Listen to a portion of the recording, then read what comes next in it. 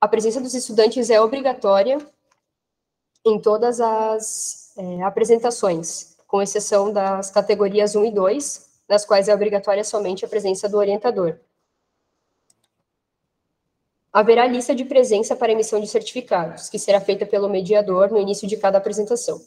Cada um dos estudantes, caso um dos estudantes perca a conexão durante a apresentação desse projeto, o outro integrante do grupo deve prosseguir com a apresentação. No caso dos projetos individuais, essa interrupção ela será aguardada por 2 minutos para que o estudante possa retornar à sala virtual e prosseguir com a sua apresentação. É importante lembrar que caso o estudante do projeto individual ele não retorne em 2 minutos, o projeto seguinte passa a ser apresentado. Se esse estudante retornar ao longo das apresentações, ele ainda pode finalizar a sua apresentação no final da última apresentação da noite. Não retornando na noite da apresentação, a banca será remarcada. Ressaltamos que não terá prejuízo nenhum para o projeto participante. O uso da câmera ligada será obrigatório para os estudantes comentarem e responderem possíveis questionamentos dos avaliadores, e também nos 5 minutos de considerações finais após a apresentação do vídeo. Para os avaliadores, habilitar a câmera vai ser opcional. Alguma dúvida? Não. Tranquilo? Sim.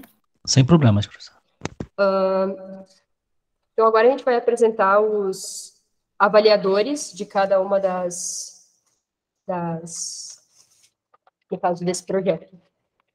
O avaliador 1 poderia se apresentar, por favor? Com o nome, a cidade e a formação específica.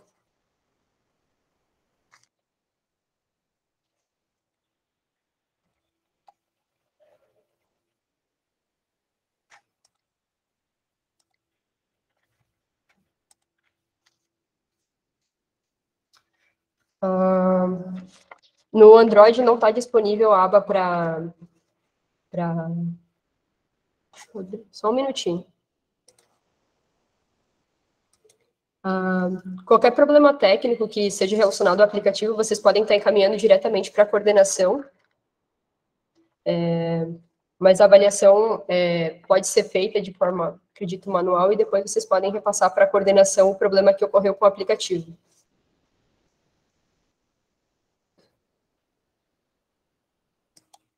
Os avaliadores estão presentes na sala. Stephanie, André e Joyce. Sim, Stephanie aqui. Por favor, pode começar a sua apresentação com o nome, a cidade e a sua formação, por favor. Meu nome é Stephanie, sou professora na Rede Municipal aqui de Jaraguá, sou professora de Educação Física e mestre em Biomecânica pela Universidade Federal do Rio de Janeiro. Ok, muito obrigada. Avaliador 2, por favor. André encontra-se na sala.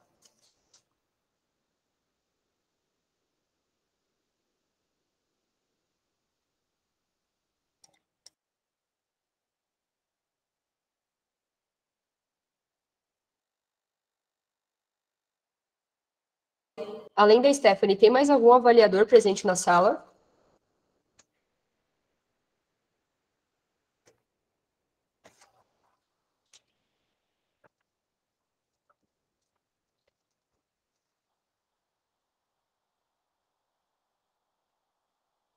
Só um minuto, pessoal.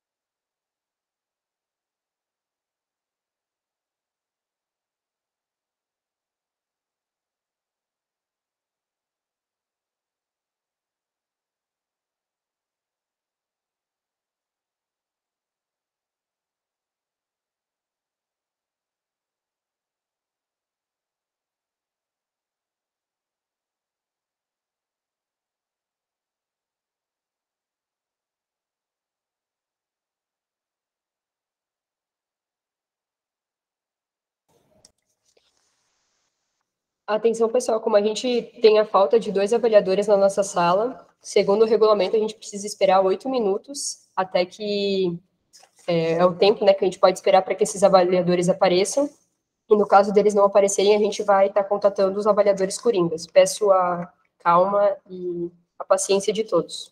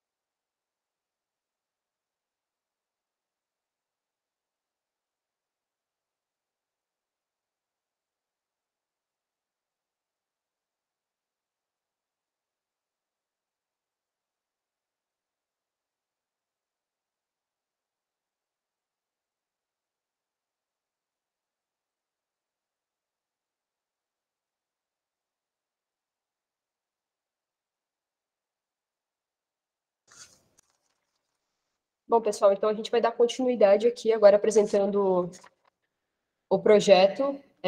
O grupo não vai ter nenhuma perda pela falta dos avaliadores, até porque eles podem assistir a apresentação de vocês vai estar sendo gravada, tá bom? Então, agora eu vou passar o vídeo de vocês. O projeto que vai ser apresentado é descarte de medicamentos no município de Indaial.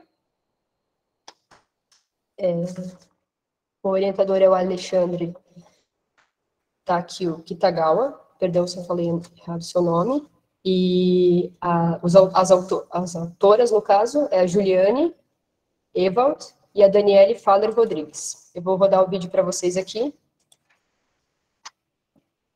E me avise se tiver algum problema com o áudio ou com a imagem, tá bom? Podem mandar aqui no chat daí.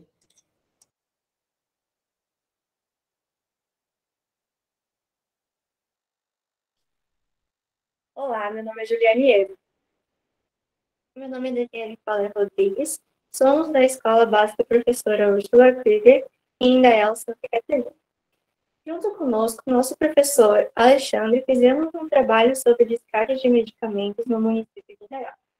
O descarte incorreto dos medicamentos acarreta sérios riscos socioeconômicos e ambientais, como contaminação do solo, águas superficiais e subterrâneas, e riscos para a saúde. Perdão, só um minuto. Eu vou rodar o vídeo de vocês primeiro e vocês complementam no final, tá bom? Ok. Caso vocês tenham problemas com o áudio ou com o vídeo, aí vocês podem abrir o microfone ou podem mandar aqui no chat, tá bom? Ok.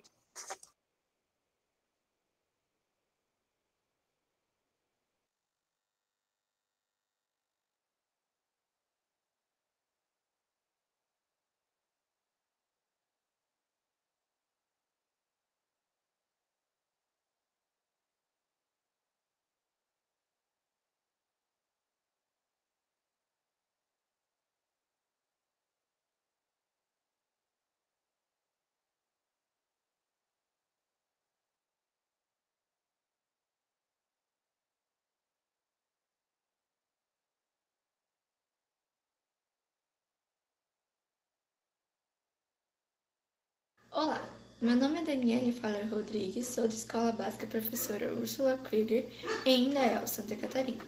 Junto comigo, minha colega Juliane Ewald e o nosso professor Alexandre, fizemos um trabalho sobre descarte de medicamentos no município de Indaial. O descarte incorreto dos medicamentos acarreta sérios riscos socioeconômicos e ambientais, como contaminação do solo, águas superficiais e subterrâneas, e riscos para a saúde. Os medicamentos são considerados resíduos químicos e não são removidos pelos tratamentos de água convencional. Na Lei nº 12.305, que instituiu a Política Nacional de Resíduos Sólidos, foi um marco importante para o restabelecimento de diretrizes relativas à gestão dos resíduos sólidos no Brasil. E objetivou-se conhecer como a população do município de Indaial, estado de Santa Catarina, descarta os medicamentos usados e vencidos e propor soluções. No município de Indaial, Santa Catarina, no ano de 2020-21, fizemos um levantamento quantitativo e enviamos questionários via WhatsApp para responsáveis dos alunos, professores e membros da comunidade. Nossos métodos foi procurar locais para descarte dos medicamentos usados e vencidos via ligação telefônica em farmácias e postos de saúde. Fizemos um questionário onde 147 pessoas responderam às seguintes perguntas. Onde descarta seus medicamentos líquidos? A pia ou vaso sanitário e lixeira comum são as formas mais comuns de descarte de medicamentos líquidos. Onde descarta seus medicamentos sólidos, comprimidos, cápsulas, supositórios, etc. A lixeira comum, ou seja, no lixo doméstico, é a forma mais comum de descarte de medicamentos sólidos. Onde descarta seus medicamentos pastosos, cremes, pomadas e etc.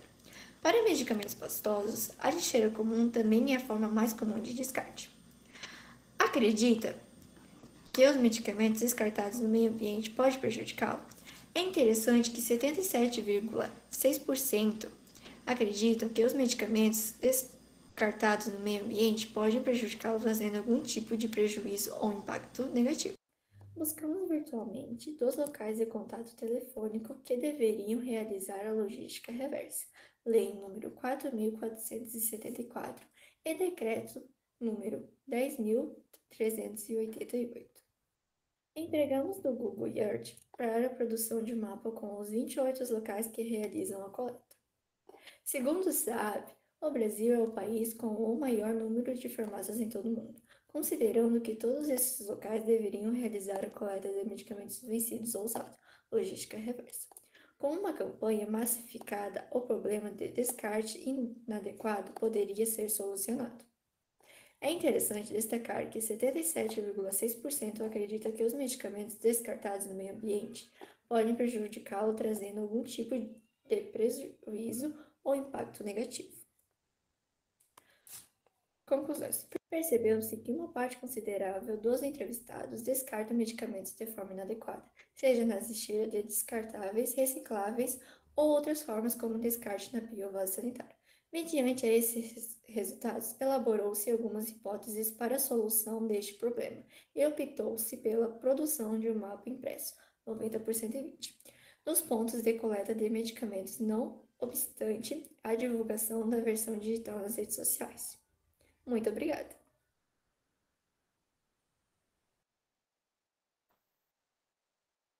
Coloque isso aqui na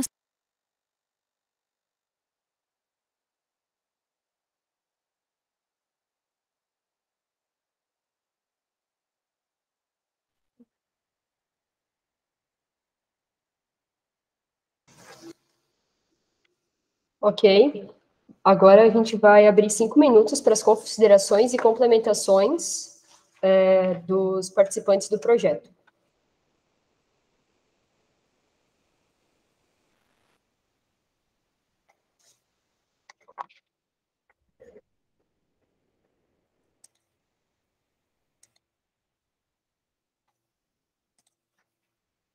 Vocês estão conseguindo me ouvir?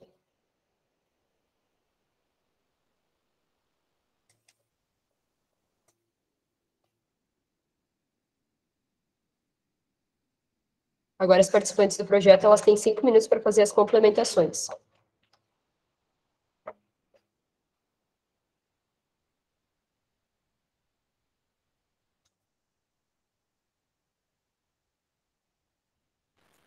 As nossas conclusões percebeu-se que uma parte considerável dos entrevistados descartam medicamentos de forma inadequada, seja na descartáveis, recicláveis ou em outras formas, como descarte na pia ou vaso sanitário. Mediante a esses resultados, elaborou-se algumas hipóteses para as soluções desses problemas e optou-se pela produção de um mapa impresso dos pontos de coleta de medicamentos não obstantes e a divulgação de versão digital nas redes sociais.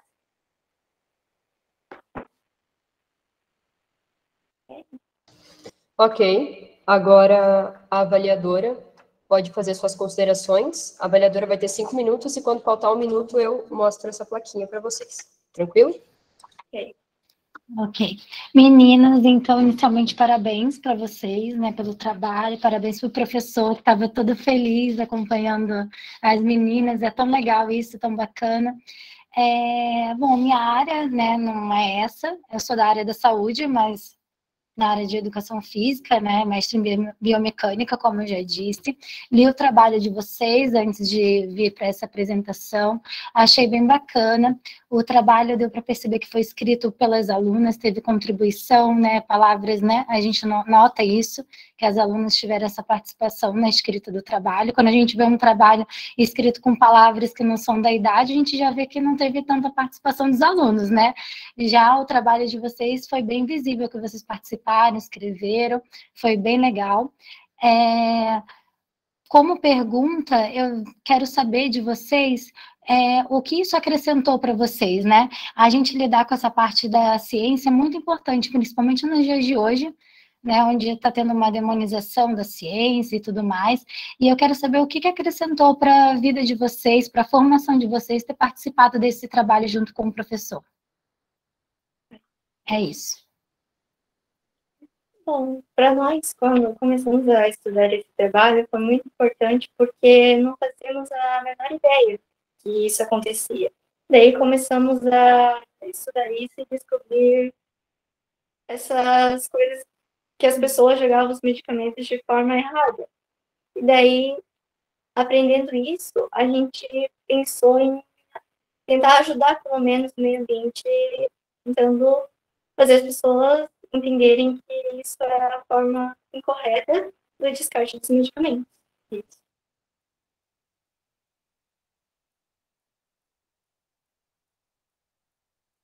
Obrigada pela resposta de vocês.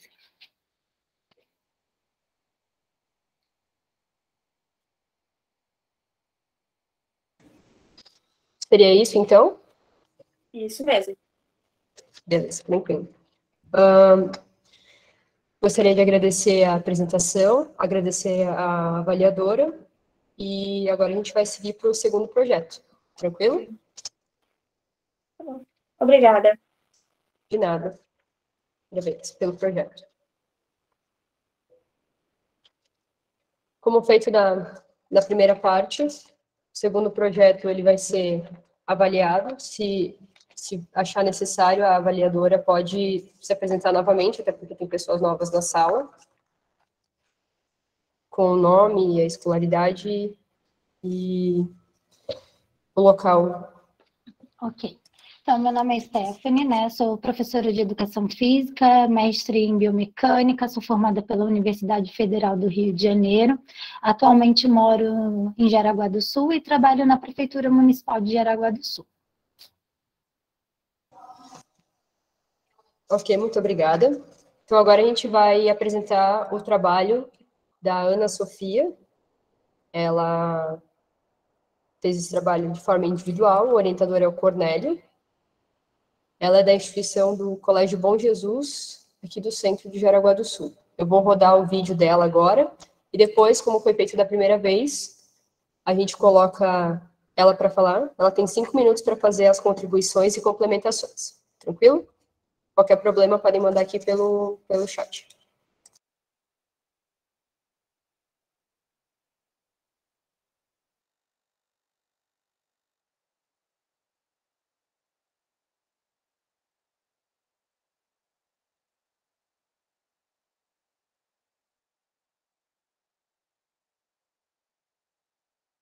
Oi, meu nome é Ana Sofia, eu estudo no Bom Jesus Centro, em Curitiba, e atualmente eu estou no 9º ano. O título do meu projeto é o uso de probióticos como auxiliar no controle da intolerância ao glúten, e eu vou falar um pouquinho sobre ele. Bom, a celíase, mais conhecida como intolerância ao glúten, é uma doença autoimune caracterizada pela incapacidade ou dificuldade de ingestão do glúten. O glúten é um composto de proteínas de armazenamento encontrado no trigo e no malte, por exemplo. O tratamento mais recomendado para a celíase é a dieta isenta de glúten. Só que ela é uma dieta extremamente difícil de seguir, porque a maioria dos alimentos que a gente consome hoje em dia contém glúten. E comprar alimentos sem glúten é de alto custo. Então, uma alternativa seria o uso dos probióticos, porque os probióticos são de baixo custo e de alto acesso. Os probióticos são bactérias não patogênicas encontradas em alimentos como iogurte natural, kombucha e kefir.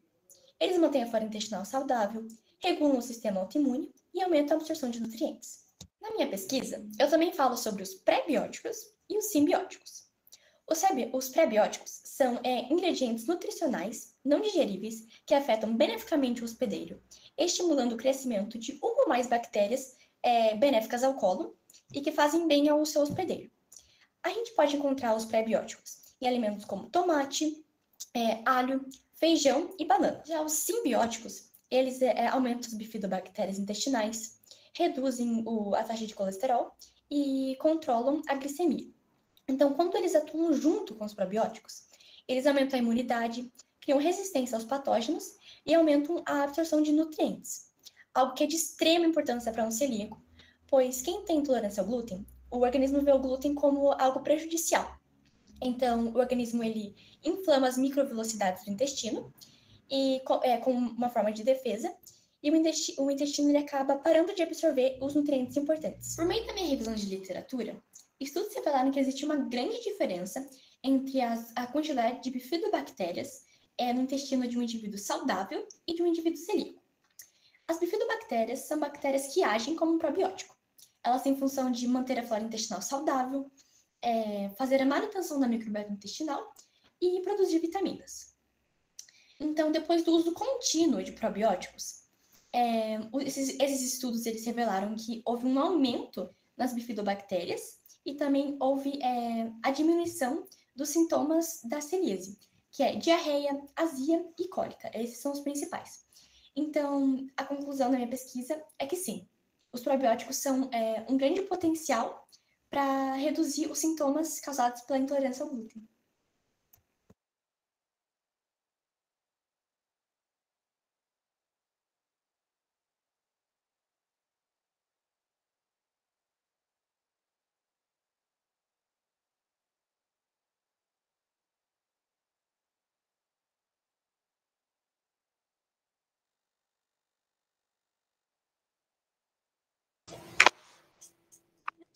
Agora, a Ana Sofia, ela tem 5 minutos para fazer a sua complementação. Pode iniciar. Na verdade, eu acho que eu não teria nada para complementar. Eu acho que... Tudo bem, então? A avaliadora pode começar a fazer sua avaliação, tem 5 minutos, e quando faltar 1 minuto, eu levanto a placa. Obrigada. Parabéns, Ana Sofia, pelo trabalho. Achei bem interessante, conheço muitas pessoas celíacas. A minha filha, inclusive, é intolerante à lactose e a gente faz uso da kombucha e do kefir, que ajudaram bastante ela, apesar de ser um quadro diferente, mas que também auxilia, né? Achei muito interessante a sua pesquisa, tá? Muito bem escrita, gostei muito da parte escrita da pesquisa, ficou bem bacana. Eu gostaria de saber como que foi a sua participação nisso. Você buscou os artigos junto com o seu professor? Vocês debateram as leituras? O processo de escrita foi como? Você escrevia, ele corrigia? O que motivou também esse assunto, né, para vocês tratarem? Gostaria de saber um pouquinho mais do seu envolvimento na pesquisa. É isso. Bom, o que me inspirou a fazer o projeto foi a minha mãe é celíaca. E em relação à pesquisa, eu que procurei todos os artigos sozinha, eu escrevia primeiro, no começo eu tive um pouco de dificuldade, mas daí o meu professor ele foi ajudando, mas em relação à escrita fui eu, ele fazia alguns ajustes apenas, e é isso. Muito bacana, Sofia, você ter buscado, né, os artigos sozinha. Essa é uma parte bem difícil, e, inclusive, para a gente que já pesquisa há mais tempo, é uma parte complicada esse início. Parabéns pela sua iniciativa e parabéns pelo trabalho. Muito obrigada.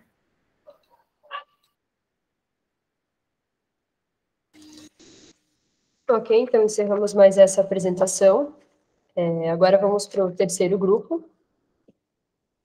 O terceiro grupo, o projeto vai ser com a mesma avaliadora. Se a avaliadora achar necessário, ela pode fazer sua apresentação com o nome, a sua formação e, claro, o local de onde ela está avaliando.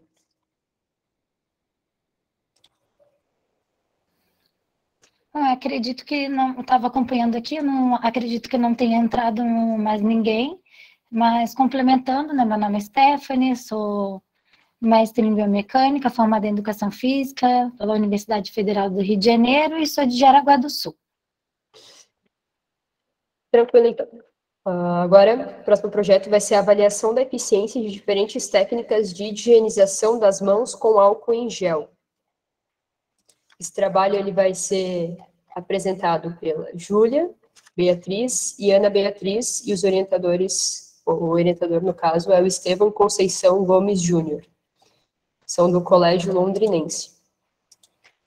Eu vou fazer o mesmo procedimento, vou rodar o vídeo e depois os participantes têm 5 minutos para fazer as complementações.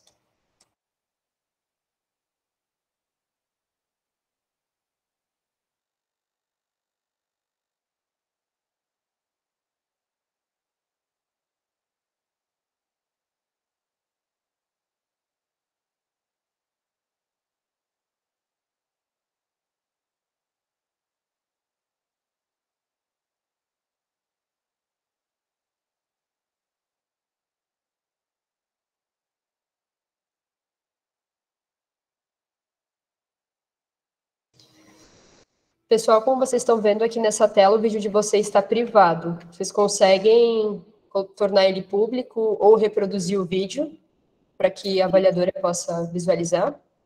Sim, vou tornar ele público. Tá, tranquilo.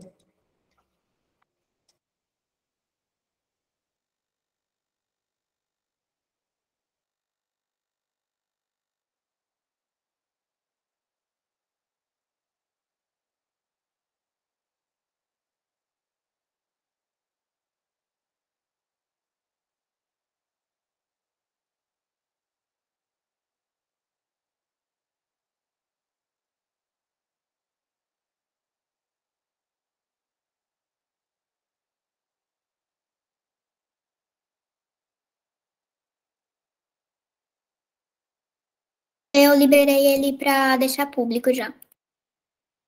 Tranquilo, vou tentar acessar aqui novamente.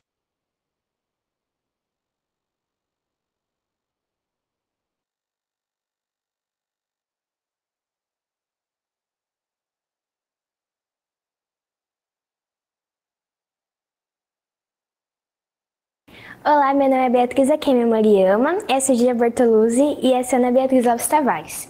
E o nosso projeto é a avaliação da eficiência de diferentes técnicas de higienização das mãos. A nossa introdução é que as mãos elas são consideradas as principais vias de transmissão. Muitos estudos comprovam que as mãos elas são consideradas as mais transmissíveis. A gente usa as mãos praticamente para tudo. A pele é um reservatório de diversos micro-organismos, germes e bactérias. O álcool ele pertence à classe dos compostos orgânicos. Eles são formados, no Brasil, são formados por cana-de-açúcar. Os diferentes tipos de álcool são os 60% e 80%,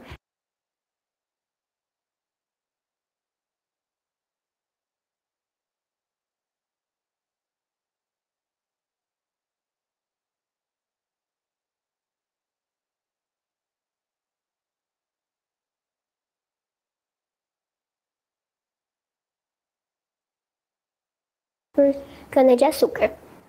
Os diferentes tipos de álcool são os 60% e 80%, que são altamente concentrados, porém menos potentes, o álcool hidratado 92,8%, 95% e 99,6%, que são indicados somente para limpeza, o álcool etílico 99,6%, que é inviável para a higienização das mãos, pois sua evaporação é rápida. O álcool anidro com 100% de pureza, que não é utilizado para a higienização das mãos nem de superfícies, pois sua evaporação é instantânea. O álcool líquido 46% e o 92,8%, o gel 46,2% e 65% são utilizados para limpar superfícies, porém não têm poderes de desinfecção. As ações do álcool são: o álcool destrói a membrana celular externa por desidratação, precipita as proteínas devido à desnaturação, causa coagulação das enzimas responsáveis por atividades celulares essenciais. Então, por que usamos o álcool 70 para higienizar as mãos? Então, como o próprio nome diz, o álcool 70 é 70% álcool puro e 30% água. E ele é mais indicado para a prevenção do vírus. Além disso, a versão gel, ela possui hidratante em sua composição, que evita ressecamento e queimaduras que o líquido pode causar. Além disso, ele tem eficiência comprovada contra micro-organismos citados no slide. Bom, a pele. Então, a flora transitória é por meio do contato direto com o meio ambiente e contamina temporariamente. Já a flora residente é composta por micro-organismos que vivem e se multiplicam nas camadas mais profundas da pele. E, segundo Figueiredo 2006, por toda a pele, especialmente debaixo das unhas, se acomodam milhões de bactérias imóveis que se alimentam de restos de pele e outros organismos menores ainda. E elas são muito conhecidas pelas doenças que elas podem causar ao ser humano. Só que, felizmente, a maioria delas são benéficas e elas são indispensáveis, tanto para manter o equilíbrio ecológico e também para as atividades humanas. A microbiologia é o ramo dedicado ao estudo dos seres microscópicos. Geralmente, eles são muito pequenos, que não dão para ver em olho nu. O estudo da microbiologia ele é importante para que possamos entender que, além do micro-organismo causador de doenças, existem micro-organismos que é bom para a natureza. As bactérias são organismos formados por uma única célula, unicelulares. Muitas bactérias elas fazem parte da flora humana, colonizando a pele aos mucos de trato respiratório, boca, nariz e essas coisas. Com a chegada da pandemia, a higienização da mão ela ficou mais evidente, sabe? Com o simples ato de higienizar as mãos, ela foi sendo mais usada ainda.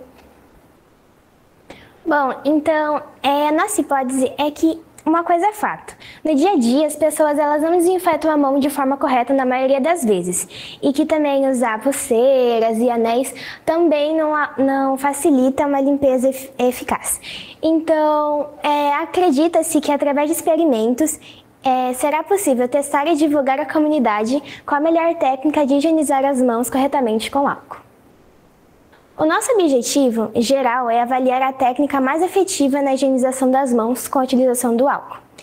Mas os objetivos mais específicos é mostrar à população educacional que a higienização das mãos com álcool 70 deve ser realizada conforme recomendada pela Anvisa. E também testar a população educacional após a utilização do álcool 70, verificando sua eficácia. Para a metodologia, para a avaliação da técnica mais eficiente, a gente separou o nosso público-alvo em 5 grupos etários. Então, a gente tem o grupo de 10 a 14 anos, de 15 a 20, de 21 a 31, de 32 a 42 e mais de 43. Os materiais utilizados foram álcool 70% líquido, um suave estéreo e placas de Petri e meio de cultura TSA.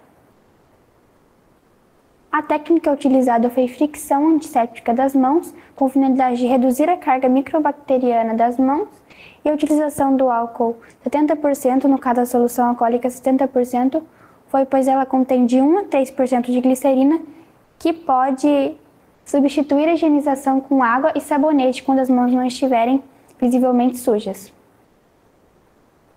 Para detectar a maneira mais eficiente da higienização das mãos, nós utilizamos 4 técnicas com 4 participantes diferentes. Uma amostra foi coletada com a mão suja e a outra amostra com a mão limpa foi coletada com a higienização proposta.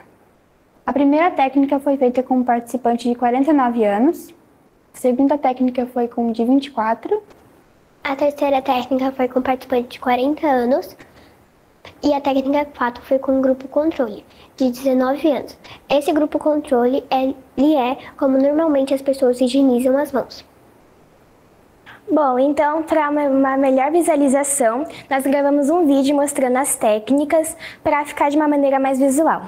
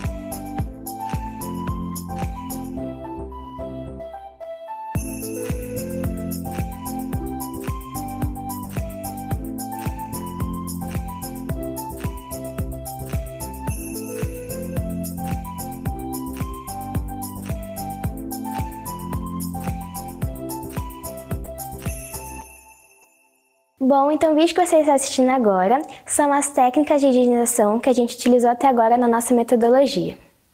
Então agora vamos para a caixa identificadora de higienização.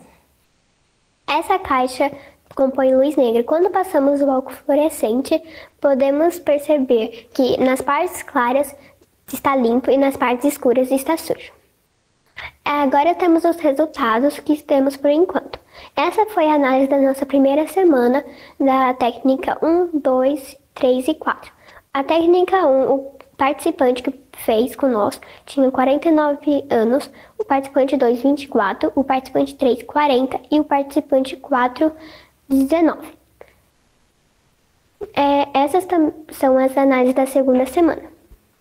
Bom, então essas foram algumas das referências utilizadas até agora para o nosso projeto. E obrigada.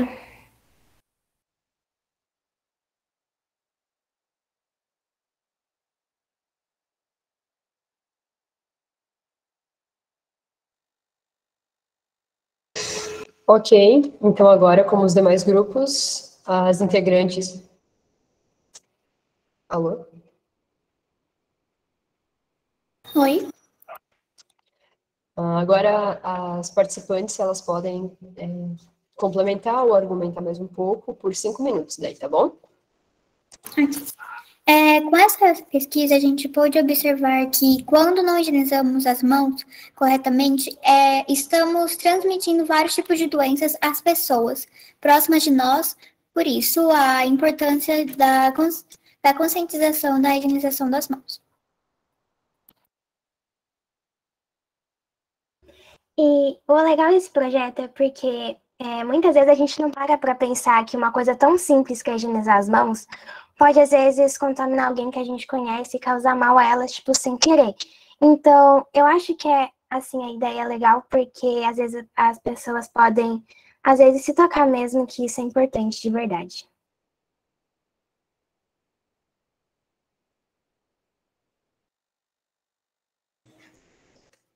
Mais alguma consideração?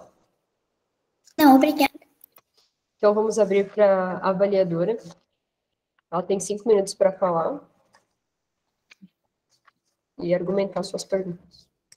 Parabéns, meninas, pelo trabalho. A apresentação foi muito boa de vocês, muito bacana, os slides muito bem feitos, né? Eu queria saber uma coisa de vocês. Vocês tiveram resultados preliminares, né? Ainda não tem o resultado completo. Como vocês pretendem utilizar esses resultados? Que tipo de ações vocês vão fazer depois que obtiverem esses resultados? Como que vocês vão ensinar isso na escola? Vão ensinar para a comunidade? Quero saber o que vem depois desses resultados. Se vocês já planejaram isso, já têm alguma ideia do que vão fazer? Pensamos, né, fazer tipo em campanhas na escola para demonstrar, né, melhor sobre a higienização das mãos, fazendo campanhas.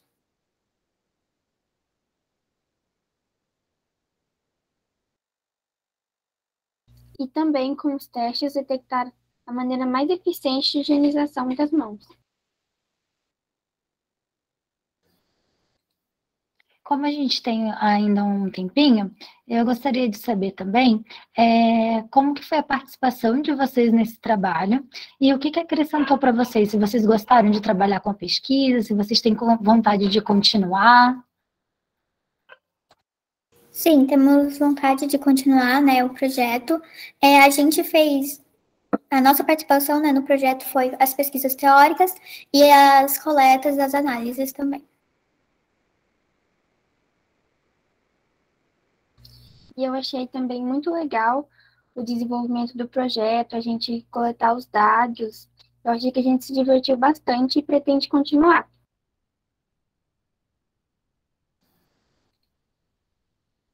Fico muito feliz de ouvir você dizer que foi divertido. A ciência tem que ser assim mesmo. Parabéns. Obrigada. Obrigada. Eu agradeço a participação das meninas e da orientadora.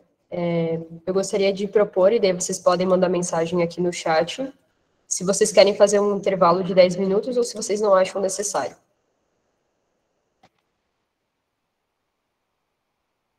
Antes da quarta apresentação, no caso.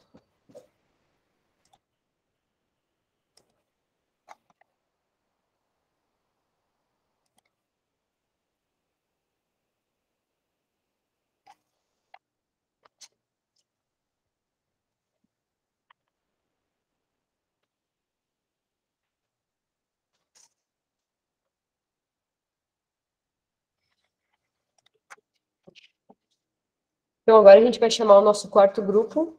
O projeto é sobre a criação de testes para detecção de daltonismo. Ele foi escrito pela Antonella Azevedo, Maria Luísa e Maria Vitória, do Colégio Londrinense também. E o orientador foi o Estevam. Vou rodar o vídeo e depois as meninas têm 5 minutos para fazer as suas argumentações, como foi feito das outras vezes, tá bom?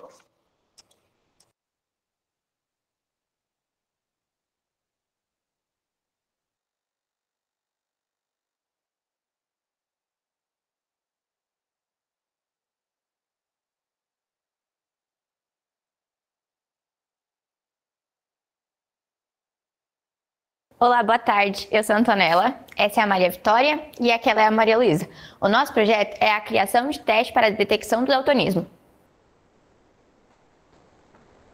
Bom, o nosso programa de pesquisa foi que, com a percepção de que as cores estão presentes e também em coisas, sentimentos e também no trânsito, como isso é um perigo para as pessoas que têm a condição do daltonismo, a gente resolveu criar um teste para as pessoas que às vezes têm alguma dificuldade em enxergar algumas cores, para que elas façam e ver se tem pelo menos uma noção de se ela tem aquela condição.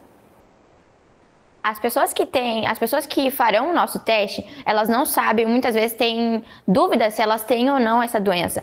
Com o nosso teste, as pessoas vão estar cientes disso e poderão adaptar o seu cotidiano para que elas tenham um melhor rendimento no trabalho, nos estudos, no trânsito, até nas suas compras de mercado, porque muitas pessoas que têm daltonismo, às vezes deixam de comprar alguma coisa ou outra, tanto em roupa e mercado, porque não têm certeza se gostam ou se entendem entendem como aquilo está posicionado no dia a dia. A nossa hipótese foi elaborar um teste que seja rápido e eficiente e que favoreça o estilo de vida dos portadores do daltonismo. O nosso objetivo geral foi criar um teste de baixo custo e com alta eficiência para detectar o daltonismo. Se aprofundando mais nos objetivos, a gente tem também comparar os testes já usados com o nosso teste e observar o grupo etário que o teste criado detectou o daltonismo. O daltonismo é uma doença que causa uma dificuldade na visão de algumas cores. Essa doença é dividida em 3 tipos: tricromático, deuteranopia e protanopia. Bom, na primeira etapa da nossa metodologia, vai ser aplicado um formulário Google, na qual a gente irá ver a porcentagem de pessoas com daltonismo no município de Londrina e também a faixa etária. Nesse questionário, vai ter questões com imagens do teste de Ishihara.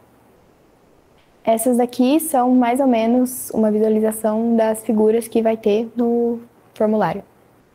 Após o público-alvo responder o primeiro questionário, eles vão responder a segunda etapa, que foi realizada com base no Instituto de Oftalmologia do Rio de Janeiro, na Organização Mundial da Saúde e no Colorblind Awards. O questionário será feito pelo teste de Farwell-Munsell e o teste de Ishihara. Eles estão juntos nesse nosso jogo. O jogo funciona da seguinte maneira: as pessoas vão ter que, o público-alvo, no caso, vão ter que colocar as cores mais quentes, que são do amarelo ao vermelho, no grupo 1 e do verde ao azul no grupo 2. Elas terão que colocar as cores do mais claro para o mais escuro e terão que colocar os números em ordem também. Alguns desses quadrados têm alguns números. E eles são de cores estratégicas para ver se a pessoa consegue ou não detectar esses números, porque portadores do gene anômalo não conseguem distinguir. A gente pegou essa ideia do teste de Ishihara. Daí as pessoas vão colocar do jeito que elas acham que está correto, em ordem crescente do 1 ao 5 e do 6 ao 10, e poderão ver as suas respostas. Com base nisso, esse jogo vai ser enviado para a gente, as respostas, e com base nessas respostas, o grupo vai avaliar a situação da pessoa, para ver se ela tem uma porcentagem de daltonismo e qual daltonismo seria e qual grau seria de daltonismo. Se ele é um grau elevado, se é um grau mais tranquilo, que a pessoa não vai ter tanto problema no dia a dia. O portador do gene anômalo, caracterizado como daltônico, não consegue distinguir as cores primárias por causa de um problema nos cones. Os cones são localizados na retina e são células nervosas. É importante compreender que os cones dos olhos são responsáveis por produzir a visão das cores. Entretanto, a doença pode ser causada por lesões no córtex cerebral, pode ser hereditário, pode ser no nervo óptico ou na retina. Como funcionam as lentes? As lentes dos óculos para daltonismo, elas possuem filtros que são capazes de aumentar o contraste do vermelho e o verde. E o material da lente do óculos apresenta minerais em sua composição que são capazes de absorver e filtrar comprimentos de ondas entre o vermelho e verde que podem confundir a percepção dessas cores pelo cérebro. Complementando um pouco desse slide, ela comentou que das ondas longas e das ondas médias, que o óculos é capaz de absorver um pouco, essas ondas são principalmente formadas e funcionam junto com os cones. Então, como o daltonismo tem problema nos cones, esse óculos vem para corrigir essas ondas que os cones não conseguem corrigir sozinhos. Os óculos de daltonismo no Brasil são vendidos entre 500 a 800 reais. E nos Estados Unidos são vendidos por $299, mais ou menos. O nosso teste é gratuito por pessoas que têm baixa renda, não conseguem pagar uma consulta de médico, porque acabam sendo muito caras, e muito menos comprar o óculos. Então, foi por isso que a gente quis fazer o teste gratuito, para que as pessoas consigam ter acesso de uma maneira fácil. E consigam melhorar o seu dia a dia, né? Esse é o nosso projeto. Obrigada.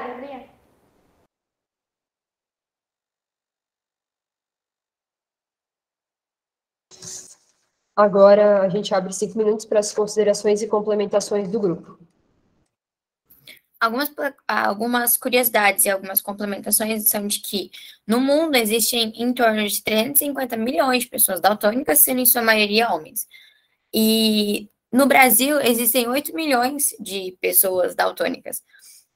Essas pessoas sofrem muito hoje em dia com acidentes e coisas do tipo. E daí nós temos os 3 tipos de daltonismo, que é o tricromático. As pessoas que sofrem com esse tipo de daltonismo têm leve dificuldade para distinguir algumas cores. As mais afetadas são o vermelho, o verde e o azul. Daí nós temos o daltonismo da deuteranopia. Acontece quando os cones do tipo M não estão presentes na retina. Pessoas com deuteranopia têm dificuldade em distinguir o verde do vermelho, o roxo do azul e alguns tons de cinza. O daltonismo protanopia. A protanopia acontece quando os cones de comprimento de onda longa não existem ou possuem disfunções. Uma pessoa que possui daltonismo protanopia não enxerga a cor vermelha.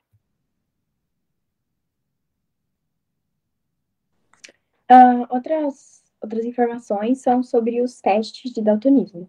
Bom, o que a gente usou, né, o teste de Chihara, ele é basicamente o que a gente mostrou ali, que é a identificação dos números por meio ali das bolinhas coloridas. Já o Farnsworth-Muenzer, que ele é um pouco diferente, mas ele tem a mesma ideia. A gente usou a ideia desse teste no nosso jogo, que são bolinhas coloridas e a pessoa que está fazendo o teste de daltonismo, ela tem que colocar essas bolinhas em ordem, na ordem que o médico, né, a pessoa que vai fazer o experimento com ela, né, falar. E tem também o anomalóscopo de Nagel, que ele é outro teste, que ele foi criado em 1907. Que ele é um aparelho que você divide os campos de visão do paciente em 2 partes, e uma delas é iluminada, e a outra é iluminada por outras luzes, que são monocromáticas. O óculos para daltonismo, ele não é visto como cura, e sim como um tratamento. E ele não corrige totalmente as cores. E sim, só deixa mais nítido, com cores parecidas, para melhorar a qualidade de vida.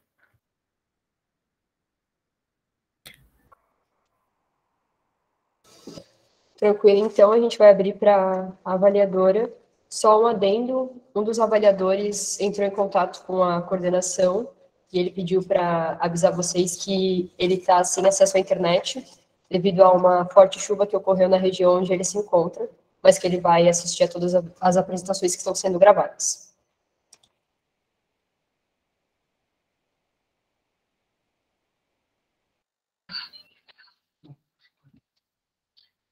Parabéns, meninas, pelo trabalho de vocês, pela apresentação.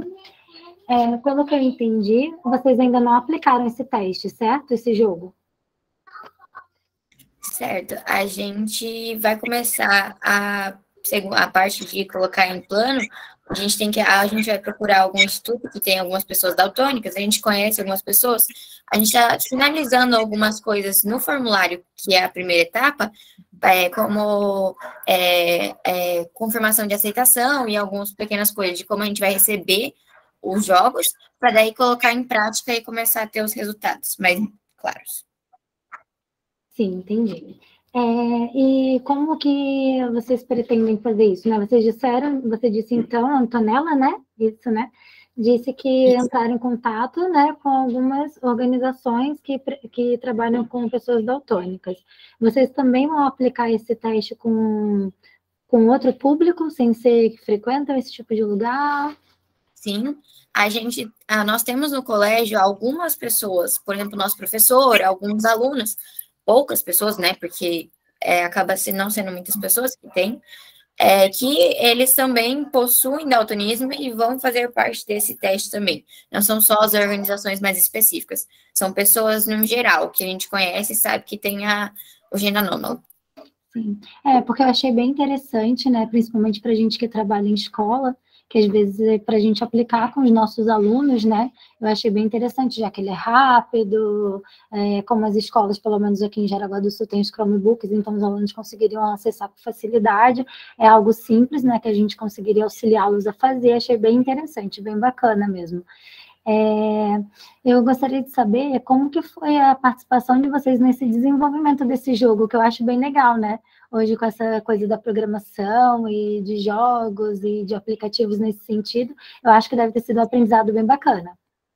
Só uma coisa para comentar. A nossa ideia de fazer em escolas também foi por causa de um nosso professor, que ele é um professor de matemática, e a gente teve um gráfico em uma atividade há alguns tempos atrás, e nessa atividade eram cores muito parecidas, eram tons de azul muito parecidos. E a gente perguntou, professor, como que você sabe como você sabe qual a ordem para seguir? E na matemática é tudo muito organizado, como diz ele. Então, se não fosse tão organizado em outras situações como geografia e em algumas outras coisas em algumas outras atividades que usam cores, a pessoa não conseguiria distinguir. E isso aconteceu. A gente teve um relato de uma professora do colégio que aconteceu com um aluno dela, que era uma atividade com cor, e ele não conseguiu fazer por conta do daltonismo. Pode falar, Malu. Você fez a pergunta se a gente como que a gente fez, né, o jogo. Bom, o jogo foi desenvolvido com a ajuda de uma professora, que ela é professora de pensamento lógico computacional, que é basicamente como se fosse informática. Então, ela nos deu dicas sobre sites que fazem esses jogos, e aí a gente conseguiu fazer o jogo. Tá ótimo, meninas, obrigada pelas respostas. Ok, agradecemos a apresentação. E agora vamos para o grupo 5. O grupo 5 vai falar Veras, Artesanato Saudável. A autora é a Maria Fernanda Ribeiro Fagundes. A orientadora é a Daniela Checo. Perdão se eu falei errado. O nome da instituição é o Colégio Bom Jesus. Vou colocar para rodar o vídeo e depois a Maria Fernanda tem 5 minutos para fazer suas complementações.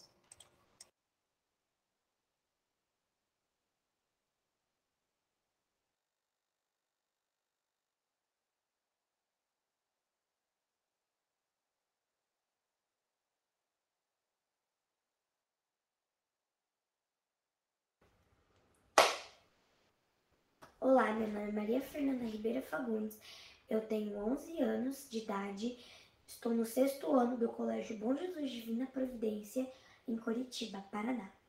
Minha orientadora é a professora Daniela Checo. O objetivo da minha pesquisa é conseguir utilizar plantas medicinais em forma de artesanato para auxiliar no tratamento de doenças ou problemas que são causados pelo uso do cigarro de uma forma sustentável e ética. A metodologia da minha pesquisa se constitui na fabricação da vela, porque até o momento eu só sei como fazer a vela. Eu gostaria de fazer velas de diferentes plantas medicinais, como a aloe vera, a camomila, o capim-limão, a romã e a hortelã. Para fazer a vela, precisa de uma parafina especial que já vem com gordura vegetal, um corante específico para velas, um molde específico para vela e essência específica para vela. Quando a vela tem que ser utilizada na aromaterapia, ela tem que ser preparada de um jeito um pouco mais demorado para que o aroma se espalhe melhor pelo ambiente. Até o momento eu só sei como fazer a vela. Eu também sei como fazer com que ela fique chamativa e o que eu não devo fazer com a vela. Porque, por exemplo, a primeira vela que eu fiz não emitiu nenhum aroma de aloe vera, porque sua essência não foi preparada corretamente. A segunda e a terceira vela foram adicionadas os espinhos da aloe vera, onde contém uma substância tóxica chamada aloína. A segunda vela, ela liberou a aloína, depois absorveu de volta. A terceira vela liberou a aloína e secou, como é demonstrado aqui. Eu pretendo que a minha pesquisa tenha um impacto positivo na medicina e que ajude muitas pessoas que estão doentes por conta do tabagismo. A ideia de fazer velas e os outros artesanatos foi da minha melhor amiga, chamada Beatriz Granades Tramari. Ela também me deu ideias de fazer outras coisas, mas primeiramente eu quero fazer as velas e fazer outras velas, não cometendo os mesmos erros que eu cometi nas 3 primeiras. E é isso. Tchau.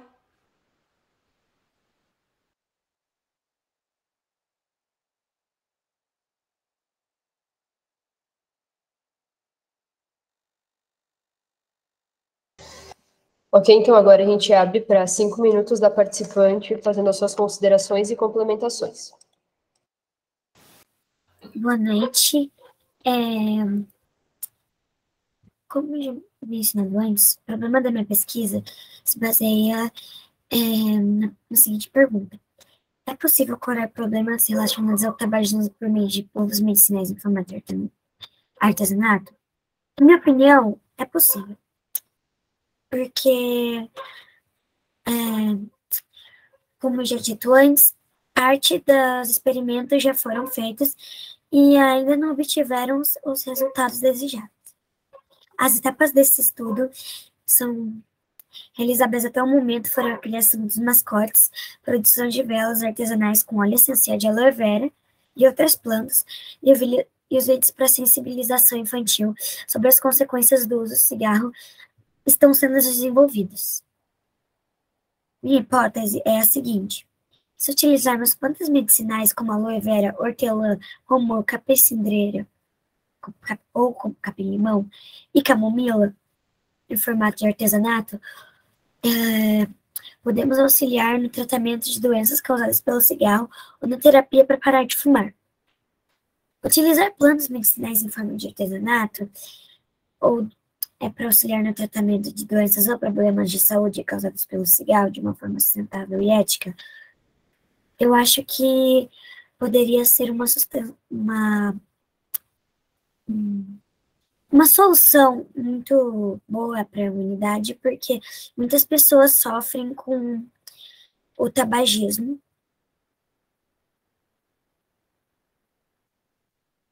A vela, segundo Regina 2022, a vela aromática de camomila traz sensação de calma, tranquilidade e ajuda no relaxamento.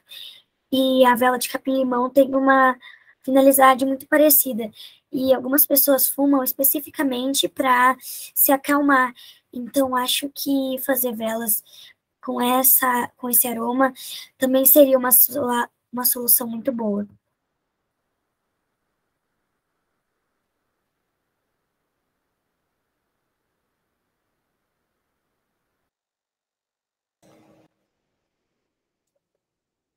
Mais alguma complementação?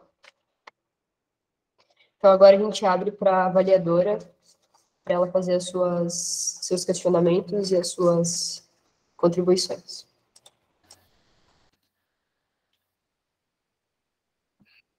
Oi, Maria, tudo bem? Parabéns pelo trabalho, parabéns para a Pro também. Eu achei você uma fofura, primeiramente. Gostei muito da sua apresentação, do jeitinho que você fala. Achei o tema extremamente interessante. Eu sou super adepta dos aromatizantes, né? Depois que eu descobri, mudou minha vida. Minha enxaqueca não tenho mais. Acho maravilhosa. Gostei muito da sua ideia. Essa questão do uso do cigarro voltou com força, né? Na escola onde eu trabalho, e toda a rede tem sofrido bastante com os pré-adolescentes e os adolescentes usando bastante o cigarro eletrônico, por exemplo. Então, é um tema super atual, super importante de ser trabalhado, né? Por conta das consequências que o tabaco traz para a comunidade, para as pessoas que fumam, para as pessoas que estão em volta, que fumam junto, né? A ideia de trabalhar com aromatizantes, assim, eu acho genial, acho muito legal, eu super acredito nisso também. Eu queria saber se você chegou a ver algum estudo, alguém que já pesquisou algo parecido com o que você viu, se você já leu alguma coisa em algum lugar, né? Se tem, tu disse que a tua amiga, né, deu essa ideia, mas se teve alguma outra coisa que te inspirou, né, a fazer, por que relacionar mais ao tabaco, já que o aromatizante pode ser usado para diversas causas, por que o cigarro? Gostaria de ouvir um pouquinho você sobre isso. Eu lembro de quando eu escolhi pesquisa sobre aloe vera, eu pesquisei bastante isso e encontrei um livro que falava sobre isso. E nesse livro, eu lembro que tinha dito que suco de aloe vera pode diminuir o apetite de álcool e drogas. E uma vez eu também encontrei um estudo sobre aloe vera e jeitos diferentes de usá-la. Mas também acho que o principal motivo de eu ter escolhido trabalhar com esse assunto foi porque ano passado eu estava tendo uma aula de habilidades sociais, estava falando sobre as consequências do uso do cigarro. E eu ainda tinha que escolher um tema para a iniciação científica. Então eu decidi pesquisar sobre isso e escolhi a planta medicinal aloe vera porque eu vi ela em diversos lugares no meu cotidiano. E também porque eu lembrei do meu tio, que fumava já faz muito tempo, e isso era algo bastante prejudicial para ele. Também tinha várias outras histórias das crianças da minha sala. Então eu decidi pesquisar sobre isso. Perfeito, Maria. Eu gostei muito do seu trabalho, adorei o tema. Achei muito interessante você se interessar por ele na tua idade. Gostei muito mesmo. Parabéns.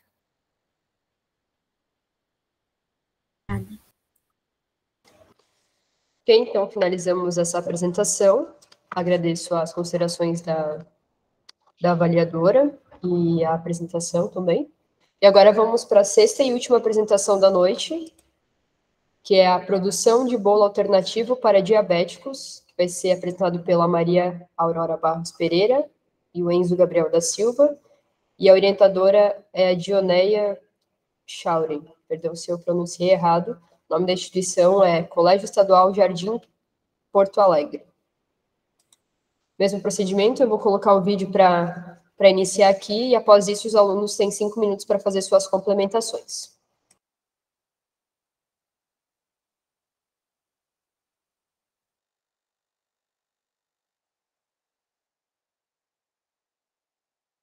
Colégio Estadual Jardim Porto Alegre, fizemos o projeto da produção de bolo alternativo para diabéticos. Somos do Clube de Ciências, Cientistas do Jardim. Eu sou a Maria Aurora Barros Pereira. Meu nome é Enzo Gabriel Silva Alves. A nossa orientadora é Dioneia Schauren.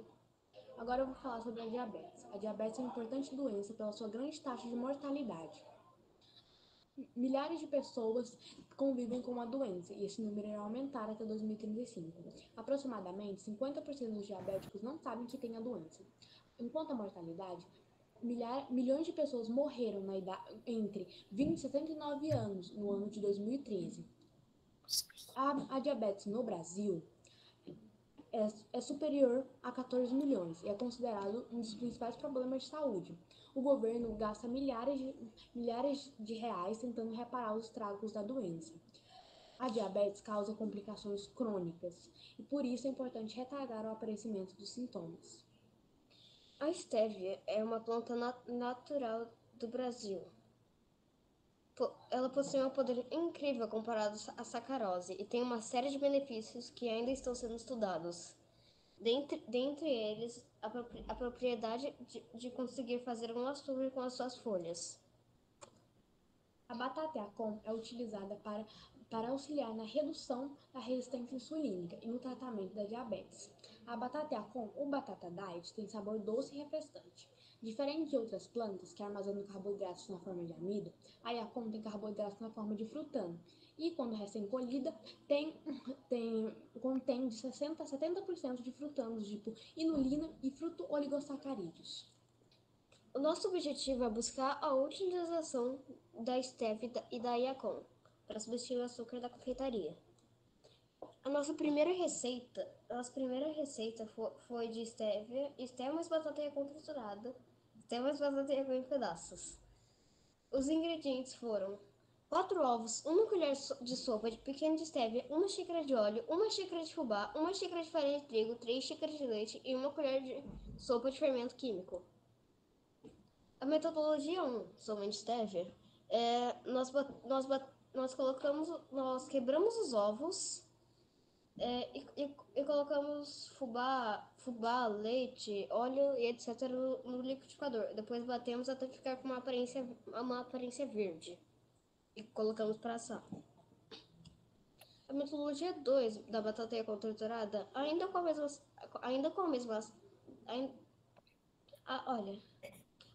mesma massa, nós colocamos pedaços de batata Yacon dentro do liquidificador. Depois batemos tudo. E daí colocamos para assar. Na metodologia 3, batata Yacon em pedaços, nós cortamos a batata Yacon em pequenas rodelas e colocamos a massa na forma e colocamos os pedaços de batata Yacon na forma. Depois assamos. Ficou com uma cor esverdeada e textura macia. A mais macia foi a sem batata Yacon, só de stevia. Elas tinham um gosto semelhante ao açúcar da stevia que nós fizemos com ele. A nossa próxima receita é do adoçante natural Color Andino. Nós fizemos o mesmo procedimento de antes, só que retiramos a receita da batata Yacon em pedaço porque ela não cozinhava dentro do forno. O bolo ficou com uma aparência de bolo de fubá e com um gosto de bolo de fubá. E isso nos inspirou em fazer uma calda de goiaba. Nós primeiro tiramos a semente da goiaba e colocamos no pote. Depois colocamos o que restou e cortamos. Cortamos até ficar bem fininho e colocamos em uma panela para ferver. E depois colocamos no liquidificador tudo que a gente tinha fervido e batemos uns 5 minutos até virar isso. A calda, que ficou bem saborosa.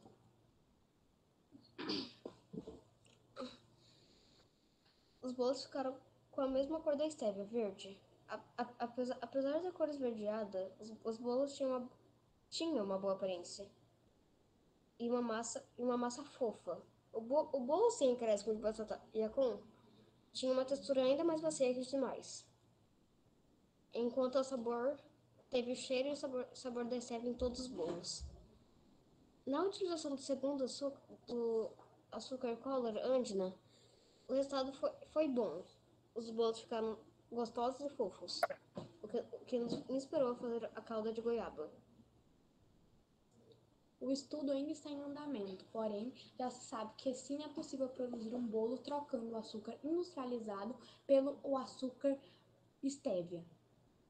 Ficou muito bom os 2 bolos. Obrigado pela atenção. Agradecimentos especiais para minha irmã, a Milena, que nos ajudou a fazer o bolo, e a Color Andina por açúcar.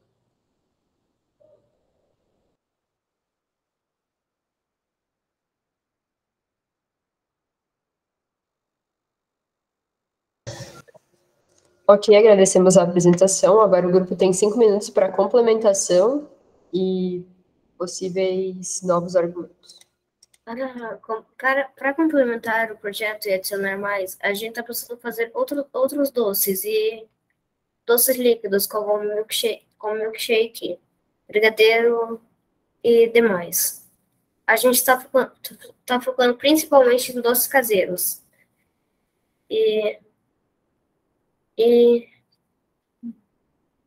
nós também temos caderno alto que a gente tem que apresentar.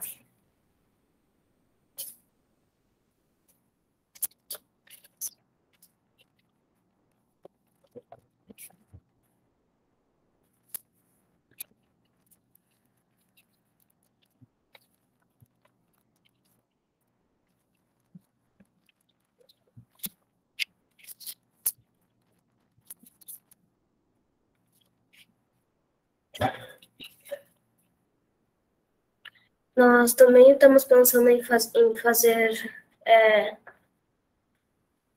como nós descobrimos que os ingredientes usados em um bolo não são bons para uma pessoa que tem diabetes, nós estamos pensando em fazer nossos próprios ingredientes. E desses ingredientes que a gente está falando é farinha e manteiga.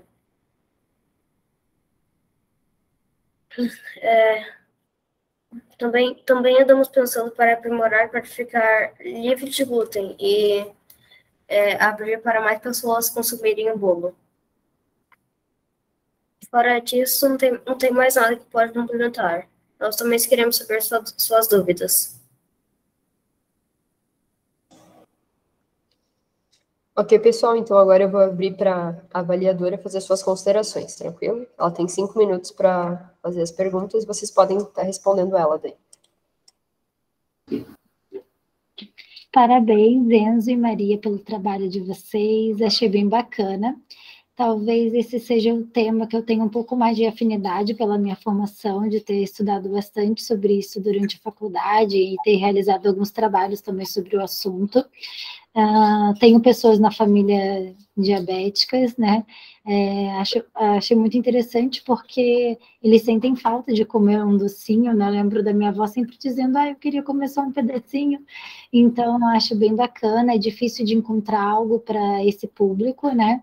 Principalmente algo que seja de fato gostoso, que se pareça com um bolo mais próximo do que a gente é acostumado. Eu queria saber essas receitas que vocês fazem, né? Vocês disseram que vão abrir para mais pessoas experimentarem, e depois que deu certo, como vocês pretendem divulgar essas receitas para a escola, para a comunidade? Como que vai funcionar? Nós sabemos que quando a FEBRIC vai publicar o nosso projeto na internet inteira, assim vai alcançar outras pessoas que também podem se interessar. Eu queria falar sobre a motivação também. A motivação para o nosso projeto foi que meu pai tem diabetes. Ele só sente falta de comer um doce às vezes, sim. Então, como minha irmã confeiteira, eu tive a ideia. Nós passamos dias e noites pesquisando sobre batata com a estévia e vários outros açúcares. Só isso. Obrigada por ter falado da motivação, eu já ia perguntar isso mesmo, né, que é importante, eu acho bacana quando isso parte do aluno, essa vontade de estudar, lógico, porque nós como professores, a gente também traz coisas interessantes para os alunos, mas quando parte de vocês, eu acho bem bacana, bem legal. Eu vou deixar uma sugestão, que é onde a minha filha estuda, eles sempre trazem na agenda, uma vez na semana, um uma receita de alguma coisa saudável, né? Então, de repente, depois que vocês terminarem, lógico que, né, vai ter a publicação na FEBIC, mas eu acho interessante atingir a comunidade de vocês, porque eu acho que a ciência serve para isso também, né? Para a gente, o nosso estudo, a nossa dedicação, para atingir principalmente o meio, a comunidade onde a gente está inserido. Então, de repente, depois que vocês testarem as receitas, ó, essa é ok, essa ficou boa, essa não, de vocês também fazerem isso, né? Divulgarem para a comunidade, enviar para casa, de repente na escola, ou divulgar por meio de redes sociais, se a escola tiver rede social, né? Então, fica uma dica para vocês pensarem, tá bom?